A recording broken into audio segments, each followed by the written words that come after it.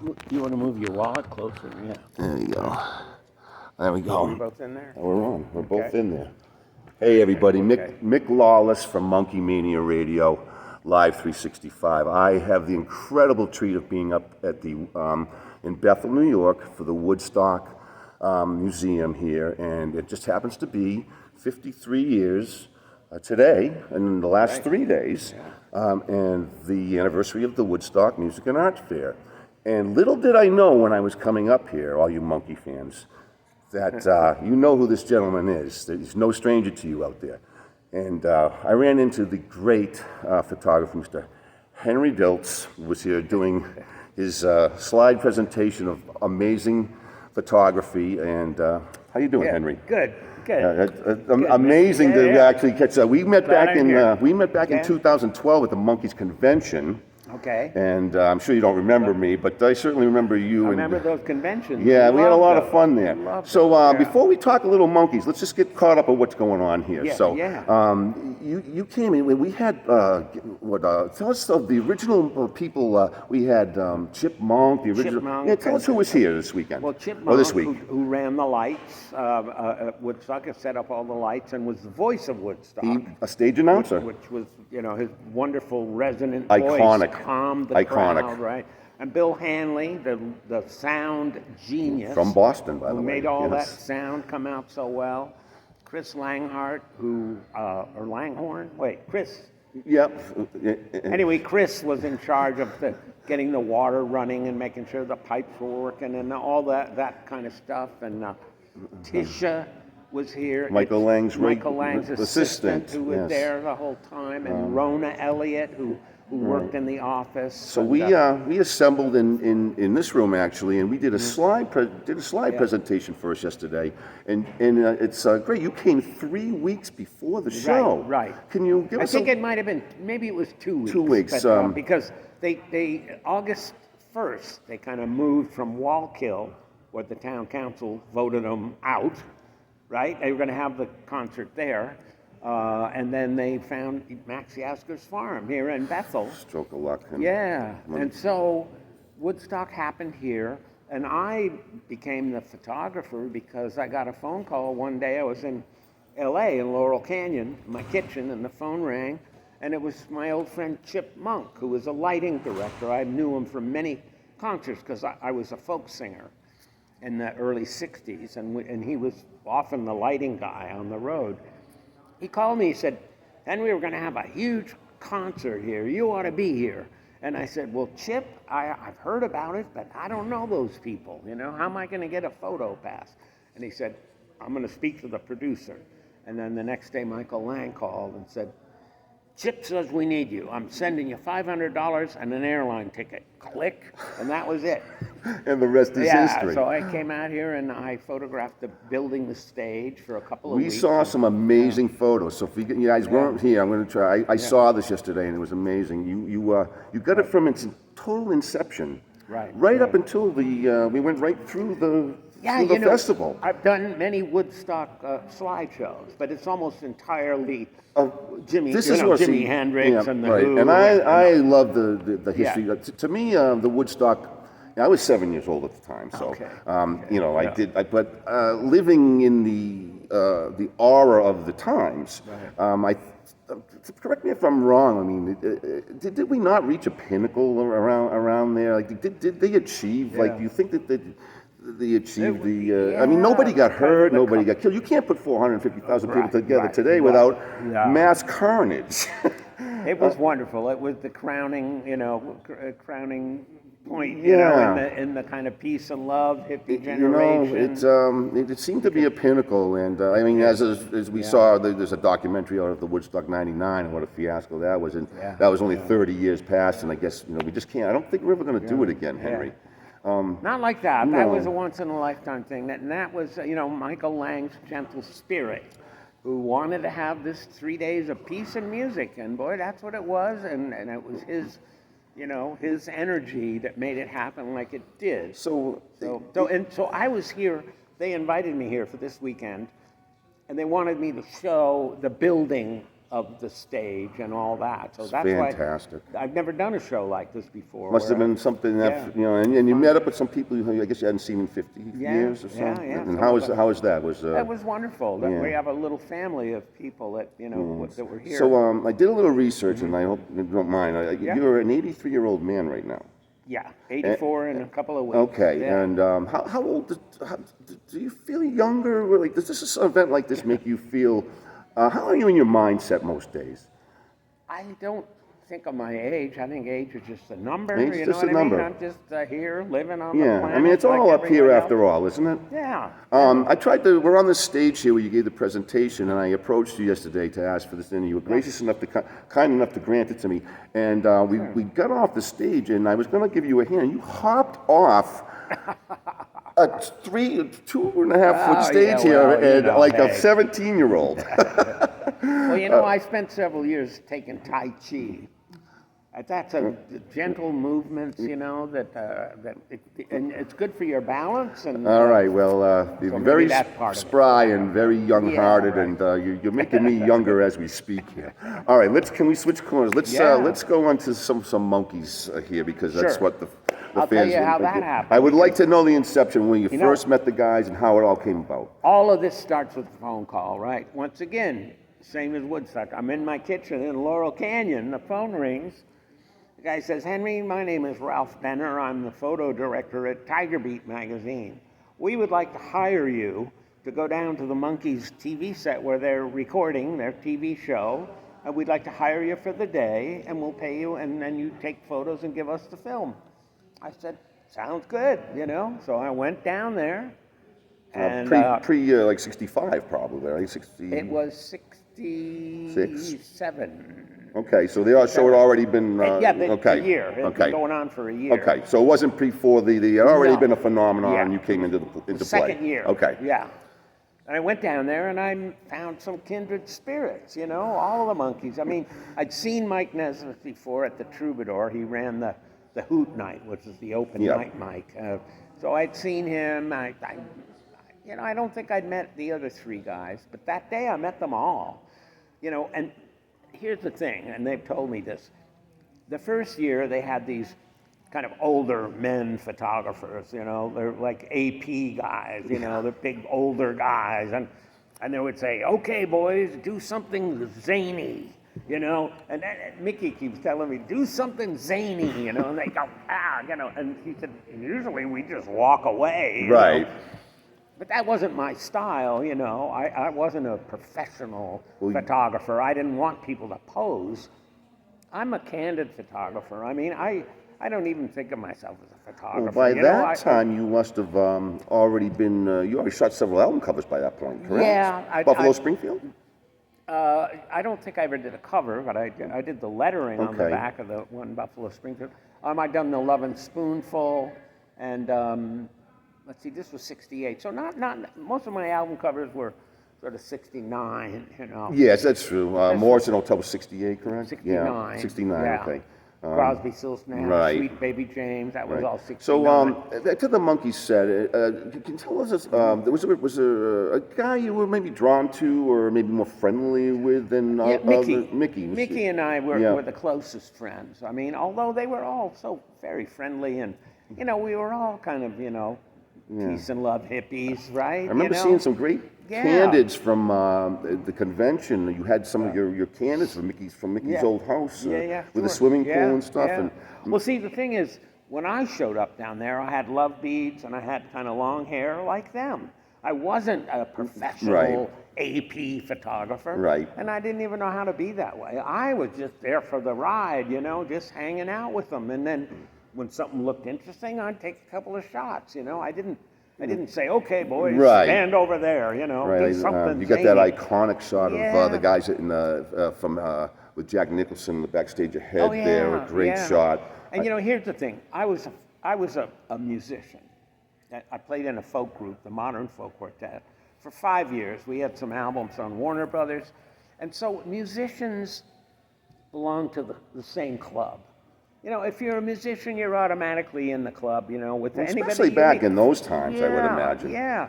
So my whole, you know, oh my God, can you believe it? You know, God, Nick, I gotta wait. Sorry. Do you edit Okay. this? Can you? No, you That- don't. it's- Hey, Nick, I'm in the middle of a Monkee's interview. Can I call you right back in about 20 minutes? No, I come today. I get in tonight about 11. Okay. I'll call you in a minute. Okay, Nick. Bye. Okay. There you go. My Never son- know what's going to happen here. My on son, NMR. a bass player, a musician. No kidding. Yeah, Nick, Oh, awesome. Nick Diltz. Yeah. Awesome. So how many kids? How many siblings? 2. Kids. Nick and Two. an older sister. Oh, he has an older sister. My daughter is old. My daughter's in her 40s. And Nick's he's, in his 30s. Awesome. And so, Awesome. yeah. Awesome. So, Can you tell a story about the beads? the beads. Yeah. Well, being a Laurel Canyon hippie, everybody was making love beads. Now, the little girls made love beads, but generally, they just strung a lot of beads on there, multicolored, like a rainbow. I mean, with no particular pattern. They were just multicolored.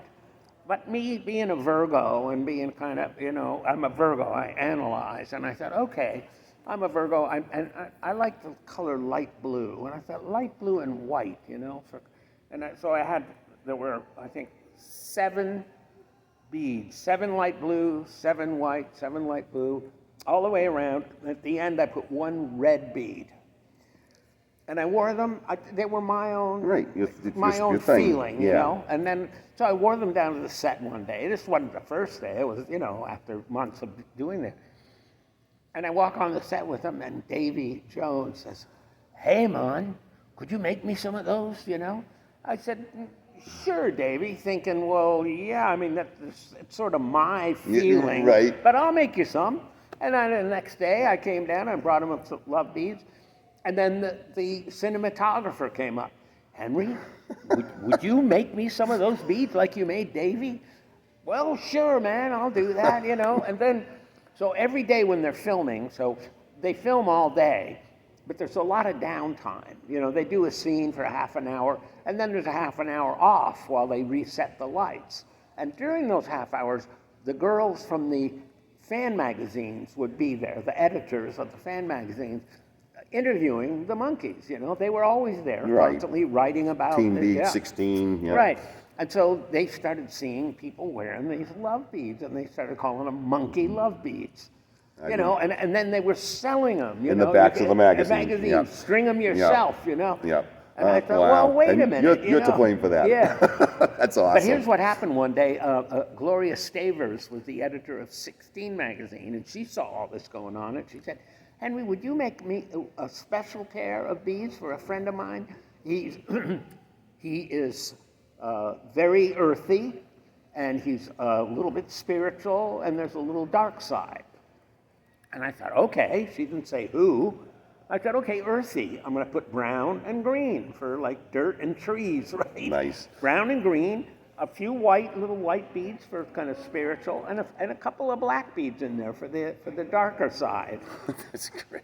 And then about a year later, I saw Jim Morrison with his shirt off wearing The my beads. love beads. Because they were a very particular pattern. There was like 11 in each section. So it would be like, I don't know, like 11 brown with a black in the middle. And it was kind of like, it looked like maybe a rattlesnake or something. And I mean, they were Jim Morrison's love Oh, that's beads. wonderful. Yeah, Great yeah, story. I love Great that. story. You But still have any of that stuff from back in the day, or? those, you mean beads? Well, yeah. I keep saying I'm going to make some more, Yeah, and I never yeah. get around to it. But Yeah. let me tell you a typical day. The Monkees would get there at like 6 a.m. because they had to do makeup and all that. I could get there at 8 or 9, and I would walk in, and they would be filming the first scene usually, and it was always. One day it was a bunch of harem ladies, We and know those episodes. yeah, Yes. and then another day it would be country, out in the country, the Western street, or there'd be zombies, or there'd be robots. Yeah, monsters. You never knew. So that was always Yeah. kind of fun. And then I would always find Mickey, and as soon as there was a break in the filming, they'd say, "Come on, let's go." And we had a habit, we would climb up the wooden stairway, a ladder It was a huge soundstage, you know. And there was a ladder that went way up about 3 stories to where the lights were hung. Yeah. And that was like the attic, and there were like walkways up there. And we would climb up there so we could have a little Break. Frodis.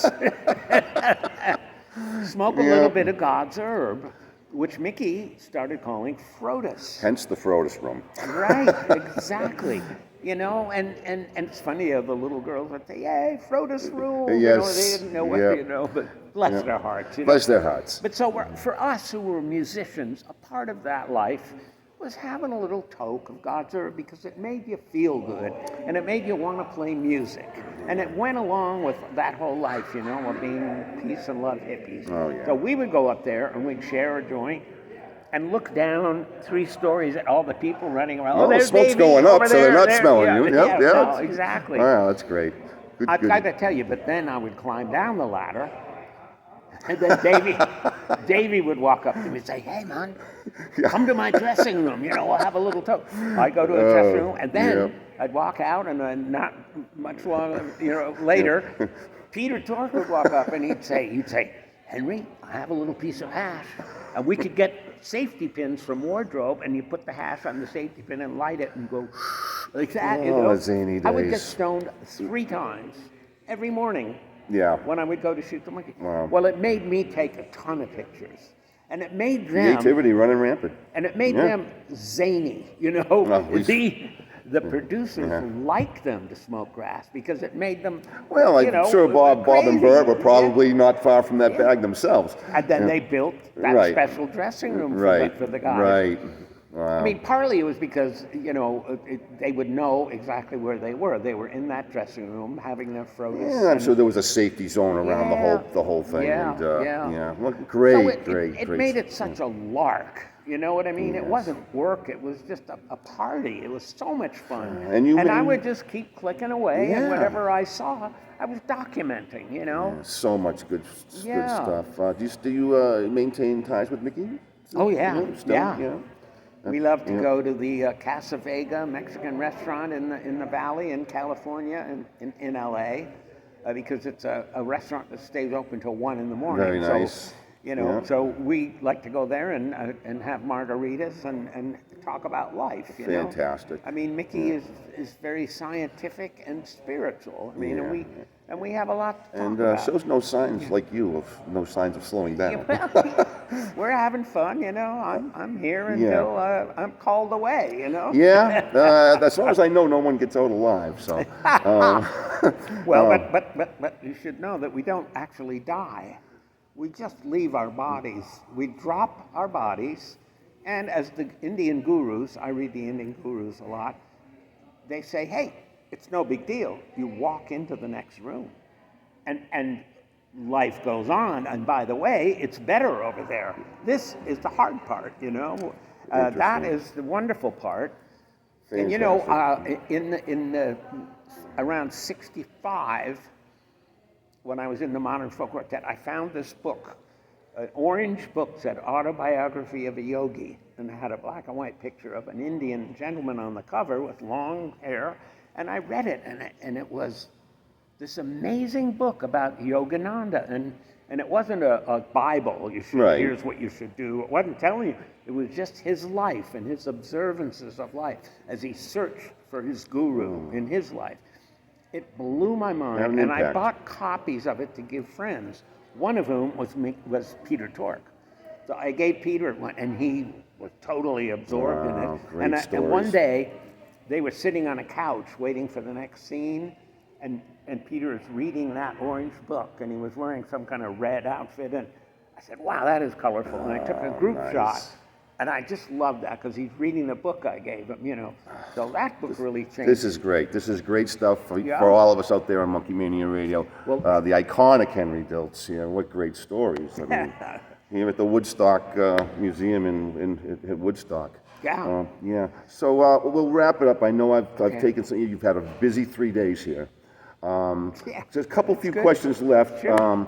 If you had to take in your head and in your mind your favorite photo, is there one that, like, if someone says that to you, is there something that pops right up to the forefront? Monkees? Well, of your collection of anything? Maybe Oh, of the boy, I Monkees, don't- or yeah, is there it's something funny. that you go, I'm really Yeah. proud of this, or I'm Well, really... I have to tell you, you know, I like the portrait I did of James Taylor for the Sweet Baby James cover. It wasn't the cover; it was the inside. I was taking pictures of him, and he leaned on this post, and I framed it so perfectly in black and white, and it looked so good that I took a color photo. The color photo became the album cover, but they cropped it kind of tight and funny. But inside was a pullout that was a double album cover, and it's a beautiful portrait of him. That one to me is very peaceful. Who's on the boat? No. It wasn't on a boat. He was just leaning on a Oh, post. on the I fence, on the fence, right? Yeah, like a fence. I like the Crosby, Stills, Nash sitting on the couch in front of the old house, their album cover. There were some Monkee shots, you know, when they were playing. I filmed a lot of The Head stuff, music right? videos too, and stuff. And you were on know? the scene of on the movie set of Head. Part of the time. Yeah, part of Not the all time. of it. Part Yeah. of the time, yeah. Yeah. And then whenever we did an episode outside on the Western Street, At 'cause the we- what's the name? Was that at the Columbia Ranch? Yeah. right? And they had a Western Yeah. town, you know, several blocks long, you know, Mm-hmm.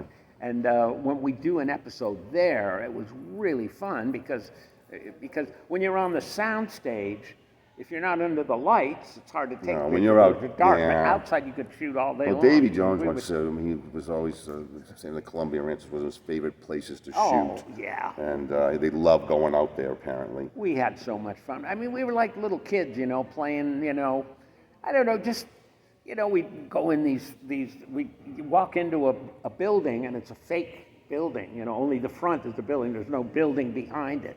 But you could go and kind of hide in there, and you could go and we'd go and No, you have guys a are little so bit, good. you know. So good. An So good. adventure. It was an adventure every day, and it was for them too, really. Yeah, You know, that's what the way this the has show been was. wonderful, Henry. I can't thank you. I got one last question Sure. from Mick inside the Frodis Room Yeah, here. yeah. Do you prefer a sativa or an indica blend? Well, couch, you say, right? Couch, yeah. yeah. You know, it's laid back. You can sleep. No, I like the sativa because as a hippie musician, when we smoked, we wanted to get high because we wanted to, you know, open our minds, expand our minds, not go to sleep. Right, You know. right. So we would have a little bit, and then wow, your mind becomes alive. Well, it was a little bit in just Yeah. that question, but you're a great sport, and But wait, I got to say one thing Yes. because I talked about all three guys, but not Mike. But Mike. please do. I'm the Nesmith guy here. Oh God, what a lovely guy! What a wonderful guy! And I'm, of course, I knew all of them. I mean, I've been to Mike's house, and of course, he had his own band. You know, First and went National out- Band. Yeah. Red Roads, Johnny London, Johnny Ware. And I photographed them a lot. Yeah. Oh, I yes, you photographed certainly did. Right. Great shots of them, by the way. many Yeah. times, Yes. you know, and Yeah. I would go up north to Mike's house up there where he lived, and I mean, a couple of years ago, I was photographing him up there singing, you know, what a lovely guy. But, Yeah. But they're all It's lovely amazing guys, when you know? think about Yeah. it, Henry. Since we last saw each other in 2012, we've lost Peter, Mike, and Bob Rafelson now. Yeah. But you just shared some amazing stuff with us, and I want to thank you so much, Henry. Sure, sure, man. Amazing, My and pleasure. all you guys out there in Monkey Mania Radio and Monkey Land. Henry, you got anything to say to anybody before we split? It's fun to reminisce about all It this, is. you know. It is. You know, I got to mention one thing. The band I was in, called the Modern Folk Quartet, in the band was a guy named Chip Hatlett, or his middle name was Chip Douglas. We know who he is. And he Yes, became, indeed. of course, Mike hired him to produce the Monkee And the rest is history. albums. Yep, And, headquarters and yeah. You know, and Chip and I both played in a folk singer named John Stewart. We had both The amazing been on John the road Stewart, with yes. John Stewart, and John Stewart Daydream wrote Believer, author of Daydream Believer, yes. And so that was one of the songs he sang, and then when Chip became their producer, he remembered that song and taught it to them, and that was one of their greatest hits. One of the yeah. biggest smashes. Yeah, So, cheer up, Sleepy Jean. Yeah. Yeah. So Henry, I hope we can do this again at some point. I Sure. really do. You're an amazing, iconic figure in Monkee's folklore here, and we appreciate your time. See you at the next convention. Absolutely, okay? my friend. Okay. Okay, Mick Lawless for Henry Diltz, over and out, everybody. Take care.